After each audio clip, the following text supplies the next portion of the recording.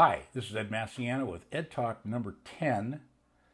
My very good friend Ann told me that I really should wear glasses because I look like I'm more studious and I know what I'm talking about. I don't know if the glasses really make me know what I'm talking about even more, but let's try it anyway. Today, what we're going to talk about is how to taste wine. First thing we got to talk about is what you taste where. Now, there are basically four different tastes: sweet, salty, sour, bitter. Okay? Salty is not one of the tastes you're going to get in wine, although some people say that they get a little salty component from certain sherries where the grapes are grown near the sea because the salt air affects the grapes. I don't know if that's true or not, and I don't really care. Anyway, so let's just concentrate on sweet, bitter, and sour. All right? Now, at the tip of your tongue is where you taste sweet. You do not taste sweet anywhere else but the tip of your tongue. Now, if you get the sensation of sweetness somewhere further back in your tongue, that's not sugar. That is fruit. That's the fruit of the grape. The other thing is acidity. Now, acidity is extremely important in wine, and it's one of the great things about grapes because they have a naturally high acidity. What does acidity do? It does two things. One, it really carries the flavors from the front of your mouth to the back of your mouth. And a really good wine has something that has flavor beginning, middle, and end. Number two, it also cleanses your palate. Now, your palate is made up of millions of taste buds that are shaped like a little mushroom with a stem and a cap. All right. Now, as you eat, food gets trapped here. Okay, well, not here, but you know what I'm talking about in your taste buds. And so you need to relieve that food, that trapped food, and the best way to do it is acidity. Acidity is what cleans your floors and your sinks because it kind of takes grease away. And let's face it, most of this stuff is kind of greasy. So you cleanse your palate and it gets ready to accept more food, which is what I say is why we don't have too many thin people that are into food and wine. Another important thing to understand is that women have more taste buds than men do, so they taste more of the same thing. Now, for that reason, they are often accused of being fussy, and they are, because sometimes they're just tasting more than we are. And yeah, obviously that's not always the case, but fact is, that's why men salt their food more than women, and women are a little fussier about food because they're tasting more of it. Now let's get back to acidity. It's very, very important in wine, and I can't stress that enough because, like I said, it carries the flavors from the front to the back, and it cleanses your palate. Now, sweet is something that everybody likes, except for some reason they have this issue with wines that have a certain amount of sweetness. And yet they'll go drink 3 Pepsis or some nonsense like that, and that's fine. I personally love certain wines with a certain amount of sweetness, especially German Rieslings, but that's not what this episode is about. What this episode is about is how to taste wine. So, when you feel the tingle on the sides of your tongue, that's acidity. Like I said, in the front of your tongue, you taste sugar, and you don't taste it anywhere else. The other thing is tannic acid, tannins, which are caused by the grape juice while it's fermenting coming into contact with the skins, the stems, and the seeds.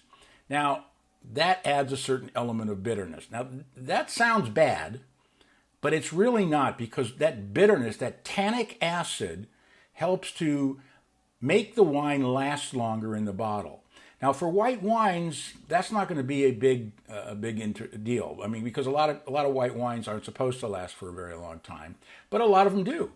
Okay, that's just the luck of the draw. Certain Chardonnays, certain Rieslings, certain Sauvignon Blancs, a few other white wines can last 10 or 12 or 15 or longer years in the bottle, but that's very, very special and very rare. It's red wines that people normally hold on to for a very long time, and they're rewarded. The problem is not all red wines really age very well. there's really only about 10% of the wines made in the world that are going to age 10 or 15 or 20 or 30 years. Okay? The problem is that there has to be a certain amount of fruit and there has to be a certain amount of tannin. Now, sometimes in young wines, those are out of balance, all right? And if they're too out of balance, they're never going to get into balance. An unbalanced wine doesn't become balanced by magic, all right? It becomes balanced because it's just different enough for the things to come into balance. Now, how do you know that? How do you identify that? There are wines that, when they're first released, are very tannic. And so what's tannic acid? It's bitterness. And so you get this bitterness in the back of your throat. And it's not very pleasant. But if the wine has a certain pedigree that is known for aging for a long time, then you have to give it a little more latitude than you give other wines. The tip-off is the nose. That's the tip-off, because when you're tasting wine and you get all this tannic acid that, is got slightly bitter in the back of your neck, you go, oh no, that's not very good. But here's the tip-off. The tip-off is the nose, because if you smell a certain fruit component or several fruit components, it's there. Your nose isn't lying to you. It's there. It's just that the tannins are masking them right now.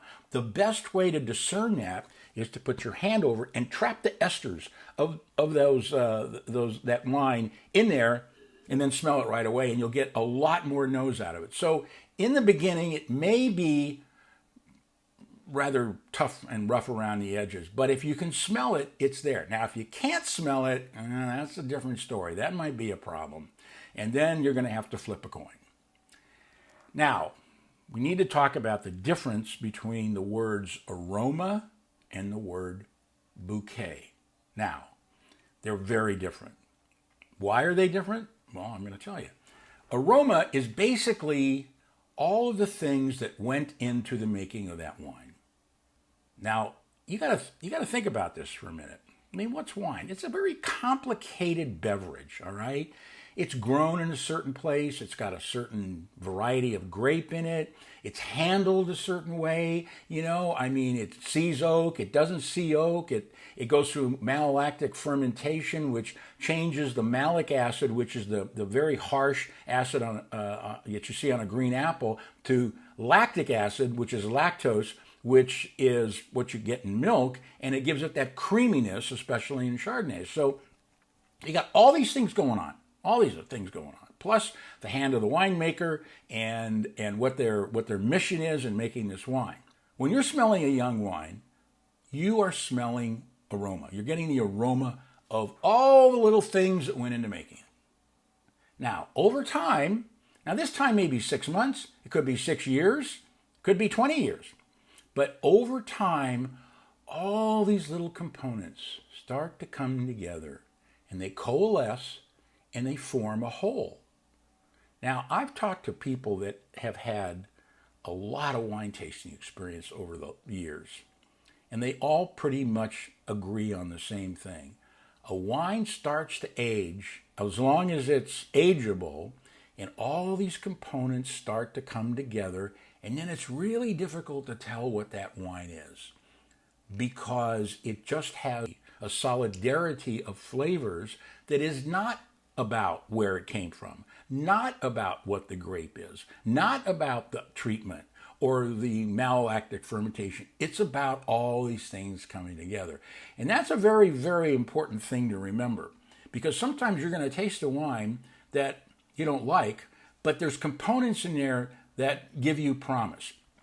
Now, you got to understand something here.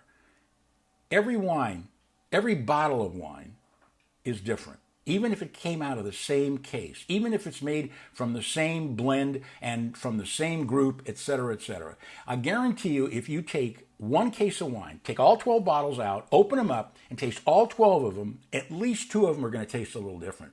One of them more different than the rest. Why? It's living organisms in there, guys, and living organisms just live differently. Plus the fact that they're not always the same. I mean, if you take the temperature of a gallon of water, it's going to be different in different places because that's different water. Well, the same thing goes for the wine. Now, I'm not saying that a wine that's chemically flawed, you got to give it a little more due. You just throw it out and be done with it or get your money back, etc., whatever. I don't care. It's not important. But the fact is that every wine's going to be a little bit different because of all the components that go into making it. So you kind of have to give it its due. And knowing the difference between aroma and bouquet is very different and very important. And of course, one of the greatest lines of all time in the history of wine, going back 8,000 years, was uttered by a very, very close personal friend of mine who is unfortunately not with us anymore, Harry Waugh, one of the great tasters of all time. A perfect gentleman with a great English accent. Of course, it's because he was from England. And he was once asked, Mr. Waugh, have you ever confused a Burgundy with a Bordeaux? And without blinking an eye, he said, not since breakfast. And that, ladies and gentlemen, boys and girls, is one thing to remember. Because if there are two wines that are as different as can be, it's Burgundy and Bordeaux. And yet, the greatest taster of all time says, I've been able to tell one from the other since breakfast. And that, my friends, is how to taste wine. I hope you've learned something. I hope I've learned something. That's been Ed Massiano with Ed Talk, and we'll see you again.